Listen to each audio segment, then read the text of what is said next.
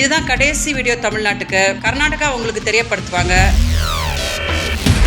என்னை திருமணம் பண்ணிக்கிறேன்னு சொல்லிட்டு என் கூட 3 வருஷம் குடும்பம் நடத்தி என் வாழ்க்கையை சீரழிச்சு தலைவர் பிரபாகரன் அவர்களை சொல்லி என்னை ஏமாத்தி எல்லாத்தையும் நாசம் பண்ணார். என்னை வாழ விடுவாரான்னு பார்த்தா தமிழ்நாட்டில் எனக்கு விபச்சாரின்ற பட்டம் கட்டிட்டு திமுக காரங்க முன்னாடி என் மானம் போது, அதனால அவளை என்னை பத்தி பேச வேணான்னு சொல்லு, நான் அவளை காப்பாத்துறேன்னு சொல்லு, நான் தானே அவளோட புருஷன் அப்படின்னு சொல்லி இன்னைக்கு என்னமோ கைவெளி தான் என்னமோ தன்னோட பெரிய உங்க எல்லார் மனசுலயும் சீமான் நாம் தமிழர் கட்சி என்ன அப்படின்னு நல்லா புரிய வச்சிரும்.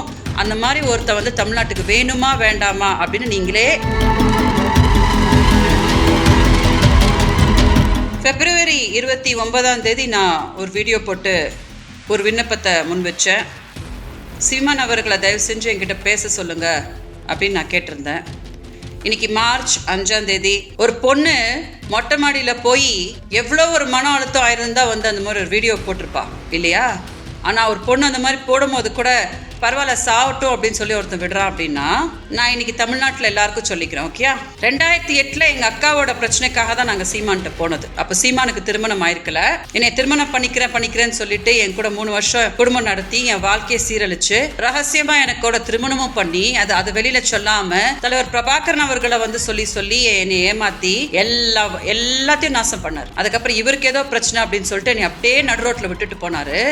சரி, என்னை வாழ விடுவாரான்னு பார்த்தா தமிழ்நாட்டில் எனக்கு விபச்சாரின்ற பட்டம் கட்டிட்டு என்னை அசிங்கப்படுத்தி யார் உதவி பண்ண வந்தாலும் என்னை கொச்சையா என்னை பேசி போன வருஷம் மார்ச்சுக்கு சீமானுக்கு வந்த போது திமுக காரங்க முன்னாடி என் மானம் போது, அதனால அவளை என்னை பற்றி பேச வேணான்னு சொல்லு, நான் அவளை காப்பாத்துறேன்னு சொல்லு, நான் தானே அவளோட புருஷன் அப்படின்னு சொல்லி மாதம் 50,000 ரூபாய் கொடுக்குறேன் அப்படின்னு சொல்லி மதுரை செல்வம் வச்சு டீலிங் பேசி அவர் எல்லாம் சொன்னார். சரின்னு எல்லாத்துக்கும் ஒத்துக்கிட்டு இன்னைக்கு என்னமோ கைவெளி தான் என்னமோ தன்னோட பெரிய உயிரின்ற மாதிரி ட்ராமா போடுறாரு இல்லையா? தினம் என்கிட்ட வீடியோஸ் வாங்கின்னு மார்ச்லேருந்து ஆகஸ்ட் வரைக்கும் சீமான் பண்ண அட்டூழியம் இருக்குது இல்லையா?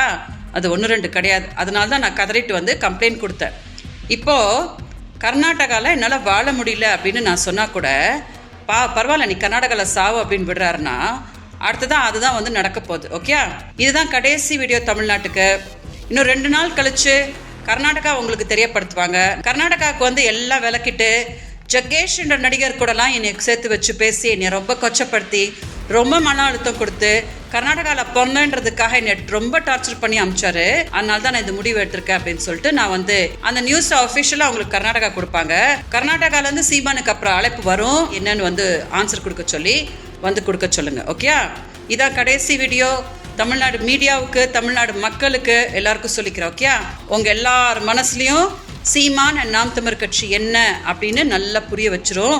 அதுக்கப்புறம் அந்த மாதிரி ஒருத்த தமிழ்நாட்டுக்கு வேணுமா வேண்டாமா அப்படின்னு நீங்களே முடிவு பண்ணிக்கோங்க. ஓகே, உங்கள் எல்லாரோட அன்புக்கும் உங்கள் எல்லாரோட ஆதரவுக்கும் வணக்கம் தெரிவிச்சுக்கிறேன். வணக்கம்.